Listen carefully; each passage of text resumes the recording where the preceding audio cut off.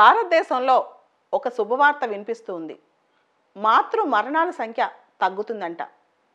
Maternal mortality rate తగ్గటం అంటే ఆ దేశంలో health system బాగుపడినట్టే, institutional deliveries పెరిగినట్టే.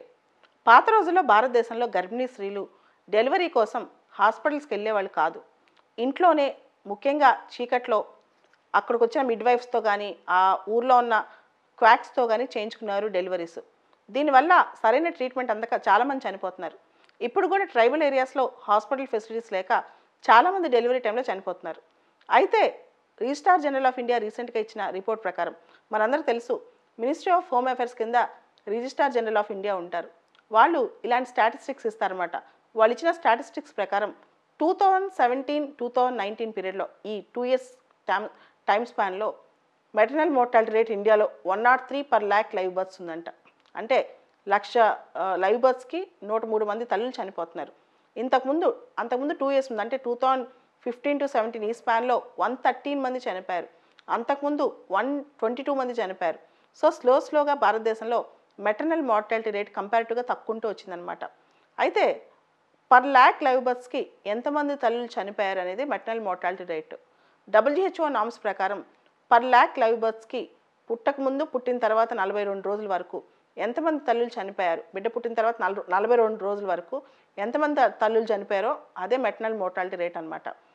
Sustainable development goals ప్రకారం 2030 కల్లా మెటర్నల్ మోర్టాలిటీ రేట్ అనేది పర్ ల్యాక్ లైవ్ బర్త్స్కి 70 మంది తల్లులు మాత్రమే చనిపోవచ్చు. అంటే అప్ టు 70, ఇంకా తగ్గించవచ్చు, కానీ 70 వరకు టార్గెట్ పెట్టుకున్నారు. మన నేషనల్ హెల్త్ పాలసీ ప్రకారం 2020 కల్లా, 2020 కల్లా పర్ ల్యాక్ లైవ్ బర్త్స్కి 100 టార్గెట్ పెట్టుకున్నారు. దాదాపు ఆ టార్గెట్ మనం చాలా దగ్గరకు వచ్చాం.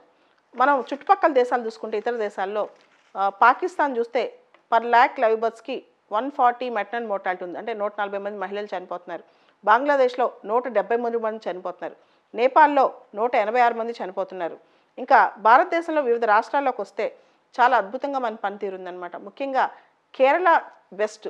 పర్ ల్యాక్ లైవ్ బర్త్స్కి కేవలం మెటర్నల్ మోర్టాలిటీ రేట్ 30 ఉందంట. అంటే కేవలం 30 మంది మహిళలు మాత్రమే చనిపోతున్నారు ప్రతి 1,00,000 మంది పిల్లలు పుట్టడంలో. So Kerala the best performer అని చెప్పొచ్చు. దాదాపు మన నేషనల్ హెల్త్ పాలసీ టార్గెట్ను 7-8 రాష్ట్రాలు రీచ్ అయ్యాయంట ఇండియాలో. అంటే 100 కన్నా పెంచకుండా చూసుకుంటున్నాయి. ప్రపంచవ్యాప్తంగా చూసుకుంటే స్కాండినేవియన్ దేశాలు, అంటే నార్వే కానీ ఇలాంటి దేశాల్లో మెటర్నల్ మోర్టాలిటీ చాలా తక్కువ ఉంది.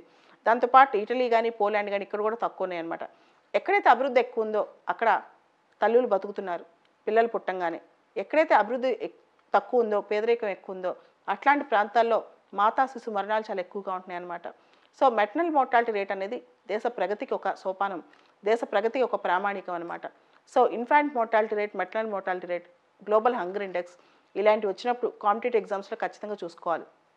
దాంతోపాటు ఇండియాలో MMR స్టాట్స్ ఎవరిస్తారు? Registrar general of India. Registrar general of India A ministry కిందకి వస్తారు? హోమ్ మినిస్ట్రీ కిందకి. ఇలాంటివన్నీ కూడా చూసుకోవాలి.